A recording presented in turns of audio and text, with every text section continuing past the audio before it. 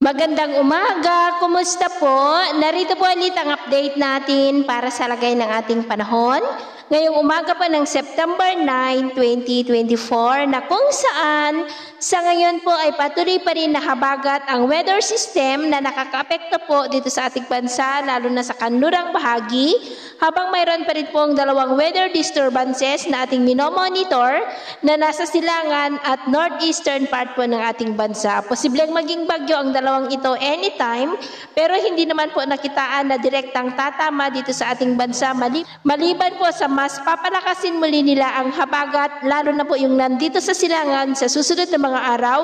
particular na po this coming weekend hanggang next week ay paghandaan natin ang malakas muli na bugso ng habagat at sa huling linggo ng Setyembre ay posibleng maramdaman na ang unang bugso ng malamig po na daloy ng hanging amihan gaya po na yung nakikita ay may hangin na manggagaling po dyan sa may taas. At ito naman po ay pinapakita ng forecast model nating ginagamit hanggang po sa susunod na 2 linggo ay posible pa rin ang pamumuo ng mga weather disturbances sa paligid ng ating bansa at ang development po ng mga yan ang ating babantayan. At sa lagay po ng ating panahon, ngayong madaling araw ay maayos ang panahon sa malaking bahagi ng ating bansa pero dahil pa rin sa habagat, ay may mga isolated rains pa rin sa ilang bahagi ng Batanes, Babuyan Islands, Ilocos Sur, La Union, ilang bahagi ng Central Luzon, Batangas, Polillo Island, Catanawan, Mercedes, Legazpi, Tanduanes, Occidental Mindoro, Palawan, Romblon, Masbate, Iloilo, Negros, Cebu, Bohol, Leyte, Samar Provinces, Dinagat Island, Zamboanga Peninsula, Lanao Provinces, Sarangani, Davao at Mati. At mamaya po ay sisikat ang araw sa malaking bahagi ng ating bansa pero dahil pa rin sa habagat, ay maulap pa rin ang kalangitan with isolated rains dyan po sa may Batanes, Babuyan Islands, ilang bahagi ng Cagayan,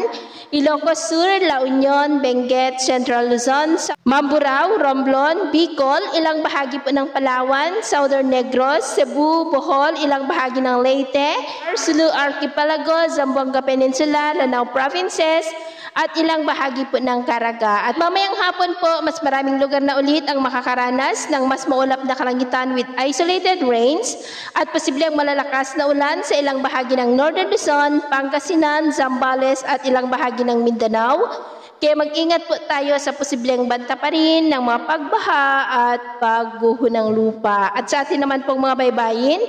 wala naman po tayong nakataas na anumang gale warning signals, pero bayong pag-iingat lamang po kung papalaot tayo para po mas makaiwas sa mga sakunang pangkaragatan. So ito po ang latest update natin sa araw na ito. At ako po muli si James na nagsasabing sa kahit anong pagsubok po na darating sa ating buhay, huwag na huwag po tayong mawawalan ng pag-asa. Thank you and God bless!